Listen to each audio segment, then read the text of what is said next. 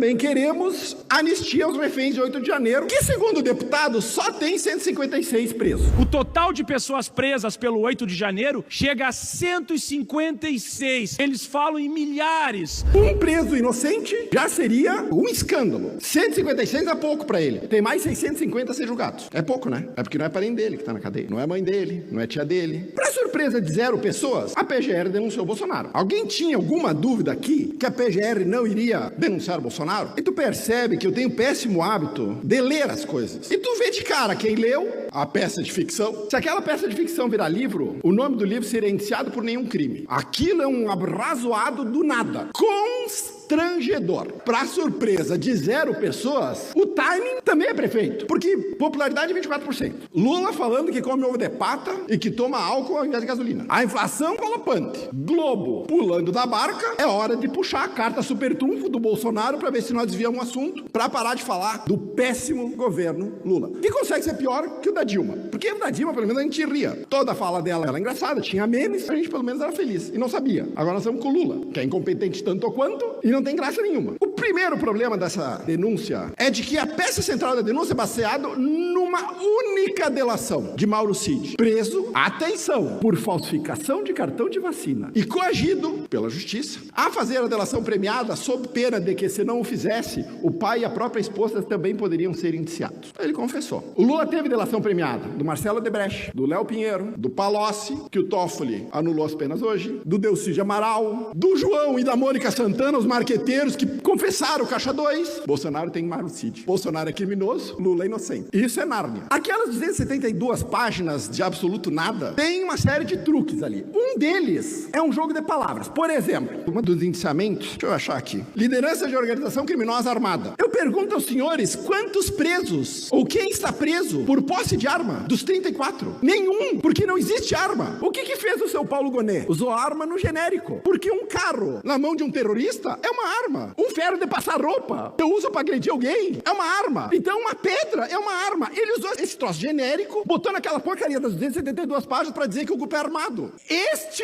é o truque amador que eles acham que nós não vamos enxergar. Paulo Gonet. Começa a peça de ficção. Integraram de maneira livre, consciente e voluntária, o que obviamente me parece meio óbvio, uma organização criminosa constituída desde ao menos o dia 29 de junho de 2021, que aqui já vem um troço impressionante, que é a capacidade do Bolsonaro de profetizar que ele iria perder a eleição, portanto ele começou a fazer um plano 1 ano e 2 meses antes. Paulo Gonet resolve esse problema óbvio, dizendo que as pesquisas já indicavam que Bolsonaro iria perder. Portanto, Bolsonaro, acreditando nas pesquisas que ninguém da direita acredita, resolveu dar um golpe 1 ano e meio antes. Você não acredita nisso? Calma, piora. Operando até 8 de janeiro de 2023. Por que 8 de janeiro? Porque planejar qualquer coisa não é crime. Eu preciso ter um fato. Eu preciso ter um evento. E o evento, eu tenho que ligar Bolsonaro a 8 de janeiro. Você sabe o que o Gonet escreveu sobre a organização criminosa e o 8 de janeiro? Que a organização e Bolsonaro deram apoio moral ao 8 de janeiro. Vou repetir. Apoio moral. Eu estou em outro país. Que tipo de crime é esse? E outra, baseado em ilação e pressuposição, não na realidade factual. Não existe uma coordenação, não existe um PIX para a organização, não existe nada. Existe a organização moral. Esse troço abstrato, tirado da cabeça do cara da PGR, escolhido a dedo por Alexandre de Moraes. Vocês acham que tá ruim? Piora. Grande parte das 272 páginas é uma descrição dos discursos do Bolsonaro, das lives do Bolsonaro e das postagens do Bolsonaro. Nas lives, nos discursos, Bolsonaro simplesmente dá a sua opinião sobre as eleições e sobre as instituições. O que fez Paulo Gonet? Criminalizou a liberdade de expressão. Foi isso que ele fez. Não pegou o tweet, não pegou prova material, pegou o discurso para dizer Bolsonaro aqui quis aplicar um golpe de Estado. Este é o tamanho da fragilidade da peça apresentada pela PGR e enviada ao STF. Ele confunde deliberadamente liberdade de expressão com incitação à violência, que são completamente apartadas. Mas o Paulo Gonet faz isso o tempo todo, a todo momento. No dia 7 de setembro de 2021, o Brasil teve a maior manifestação popular da sua história. Muito maior que as diretas já. Brasília lotou, São Paulo lotou, Rio de Janeiro lotou. Uma das inelegibilidades do Bolsonaro é porque no dia 7 de setembro ele discursou para o povo. E aí veio o tal do abuso do poder político. Eu debato com quem quiser da esquerda sobre a ficha limpa. Abuso do poder político, a interpretação é dessa largura. A reunião que a deputada Sofia falou aqui com embaixadores, a presidenta Dilma também fez, usando essas prerrogativas do cargo. Não há crime aí do Bolsonaro, isso foi tornado inelegível por isso. Qual é a causa? Abuso do poder político. Maria Corina foi impedida de concorrer a presidente da Venezuela, só para nós fazer um paralelo de países que são similares na democracia, porque ela esqueceu de declarar na sua declaração de patrimônio vale refeição. E aí a Controladoria Geral lá pegou isso nela e impediram, por uma questão administrativa, de que ela concorresse. É exatamente a mesma estratégia que a esquerda usa hoje para deixar Bolsonaro inelegível. Sabe por quê? Porque não ganham no voto. Tem que fazer isso mesmo. Se quiserem continuar no poder, tem que tirar Bolsonaro de cena. Estão trabalhando para isso. Bolsonaro, inclusive, naquele dia das maiores manifestações da história, eu nunca vou me esquecer, os caminhoneiros pararam. No dia 9 de janeiro, eu chamo de Temer Day. O presidente Bolsonaro mandou chamar o Temer para pedir pro Temer ajudar ele o que fazer. Havia um conflito, o Brasil podia ser conflagrado. O Bolsonaro tinha o poder. Se ele dissesse pros caminhoneiros, nós vamos ficar um mês parado, nós ficávamos um mês parado. O Bolsonaro podia tocar fogo. Ele não fez. Ele escreveu uma carta de pacificação. Depois da data mágica do Paulo Gonet, onde começou o plano de golpe. Eu sou comandante-chefe do exército, eu tenho milhões de pessoas na rua, eu tenho os caminhoneiros me apoiando, parando o país, aí eu armo tudo isso aqui para planejar um golpe com os que despreto, que não conseguem executar o assassinato porque faltou um táxi. Vocês entendem como essa narrativa, ela não se sustenta para qualquer um que saiba somar Lé com Cré, qualquer um que consiga dizer o seguinte, não, isso aqui não tem sentido, isso aqui é uma obra de ficção, isso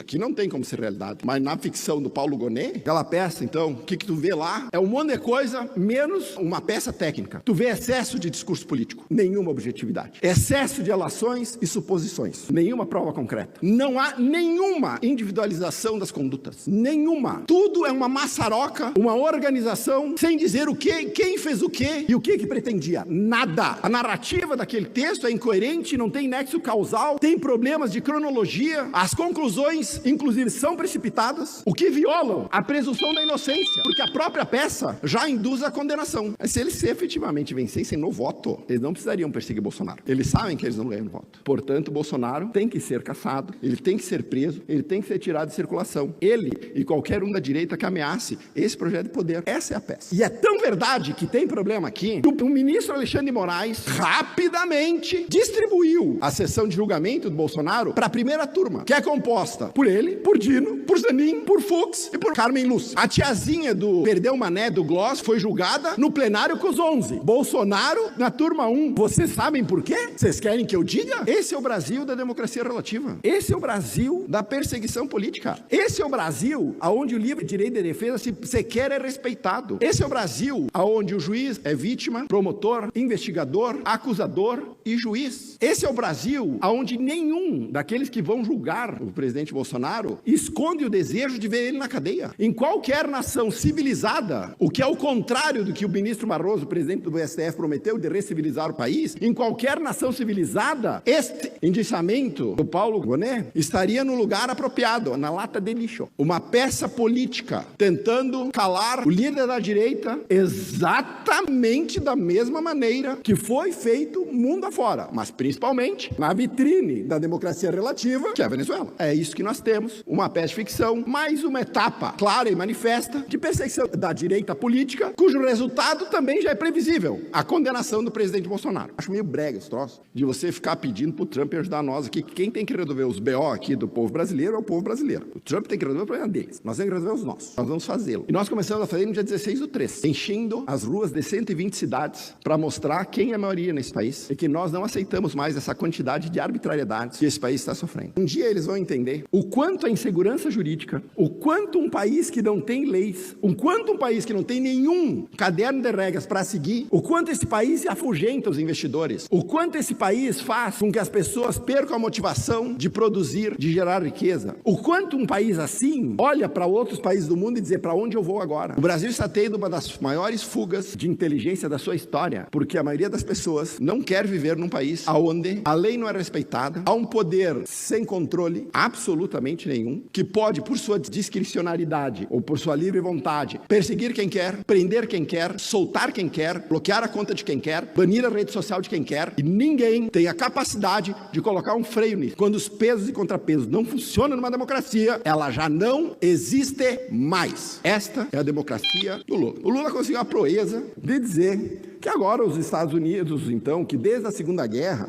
Os Estados Unidos eram um farol da democracia que agora, como está na mão do Trump, não são mais. O presidente Lula, não sei qual é que é a horizonte temporal dele. A democracia representativa, essa que eu falo no microfone, que os deputados são eleitos, a primeira delas foi criada em 1776, com a Constituição Americana. Os Estados Unidos, eles não são fora da democracia desde depois da Segunda Guerra, eles são desde que a democracia, como nós conhecemos, existe. E o presidente Lula quer dizer para nós que ele defende a democracia, que não faz ideia do que quer, e que o Trump é uma ameaça para a democracia no mundo. Vocês acreditam? Democracia na boca do presidente Lula é palavra vazia, não tem sentido nenhum. Ele só usa para bravata.